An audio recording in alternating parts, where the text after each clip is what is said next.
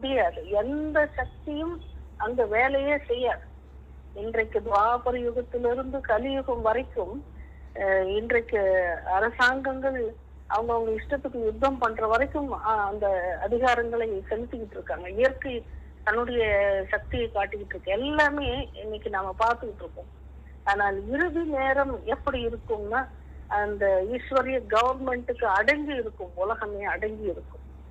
இந்த பொருள்கள் எல்லாமே விநாசமாகும். அநேக தர்மங்களின் விநாசம். அநேக தர்மங்கள்னா அதை தர்மம்னு சொன்னது மனிதன். மனிதன் தான் அதை தர்மம்னு சொன்னான்.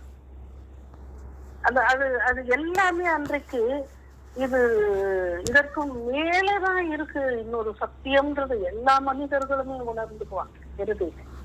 அந்த மாதிரி ஈஸ்வரிய கவர்மெண்டின் இறுதி முத்தாய்ப்பான ஒரு கிளைமேக்ஸ் தான் அந்த கடைசி நேரம் அப்படின்றது. முழு உலகமே எப்படி இந்த கரோனால எஃபெக்ட் ஆனாங்க, அந்த மாதிரி ஒரு எஃபெக்ட் தான் கடைசி நேரத்துல வரும். இதுல 2 பிரிவா இருப்பாங்க. சங்கம் யுகவாசிகள் மற்றும் ராவண ராஜ்யத்தை சேர்ந்தவர்கள். 2 பேர் இருப்பாங்க. முக்கியமா விசேஷ நடிகர்கள் நாம தான் இங்க இருக்கிறோம். விசேஷ நடித்தவர்கள் எல்லாருமே சங்கம் யுகத்துல இருக்கிறோம். எல்லாருமே ஹீரோ பார்ட்டு தான் ஒரு ரீதியில. மற்றவர்கள் எல்லாருமே துணை நடிகர்கள் மாதிரி தான் இந்த நாடகத்துல. இதனுடைய பிரைம் ஆக்டர், டைரக்டர், இதனுடைய கிரியேட்டர், இது எல்லாமே ஒரே ஒரு பரமாத்மாவா இருக்கிறார். இந்த நாடகம் முடிவுறும் போதுதான் ஒரு த்ரில்லிங் பிக்சர்ல எப்படி கிளைமேக்ஸ் ரொம்ப சூட்சமா வச்சிருப்பாங்க. கணிக்க முடியாத ஒரு கிளைமேக்ஸா இருக்கும். அந்த கிளைமேக்ஸால தான் அந்த படமே சக்சஸ்ஃபுல்லாகவும் ஹிட் ஆகும். அது எல்லாமே நிழல் தான்.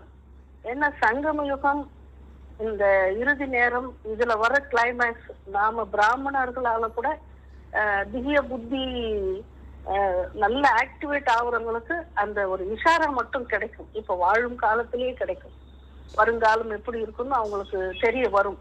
அவர்களுடைய புத்தி ஆற்றலை பொறுத்து, புத்தி தூய்மையை பொறுத்து பாபாவுடைய டச்சிங் கண்டிப்பா அவங்களுக்கு கிடைச்சிக்கிட்டே இருக்கும். இப்படித்தான் நடக்கும் அப்படின்ற ஒரு இருக்கும். ஆனா அவங்க வெளிப்படையா சொல்ல மாட்டாங்க.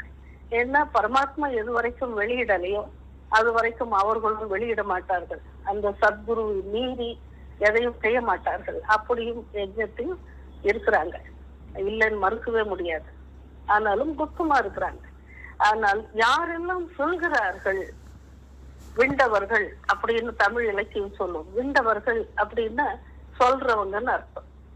யார் யார் சொல்கிறவர்களாக இருக்கிறார்களோ அவர்கள் கண்டிலர். கண்டவர்கள் விண்டிலர், விண்டவர்கள் கண்டிலர் அப்படின்னு தமிழ் இலக்கியம் சொல்லும். பார்த்தவர்கள் சொல்ல மாட்டார்கள், சொல்பவர்கள் பார்த்ததில்லை அப்படின்னு. அதனால இது ஒரு இஷாரா, ஒரு ஒரு யூகம். அதையும் கடந்து பாபாவுடைய டச்சிங்கே நிறைய குழந்தைகளுக்கு இங்க இருக்கு. அவர்கள் வெளியிடாம இருக்கிறாங்க. மற்றபடி பேசுகிறவர்கள் பேசுறதெல்லாம் ஏற்கனவே பாபா கொடுத்த முரளிகளின் அடிப்படையில அங்கங்க ஒரு ஒரு குறிப்புகளை பாபா கொடுத்தே இருக்கிறார். ஆச்சரியமா இருக்கும்.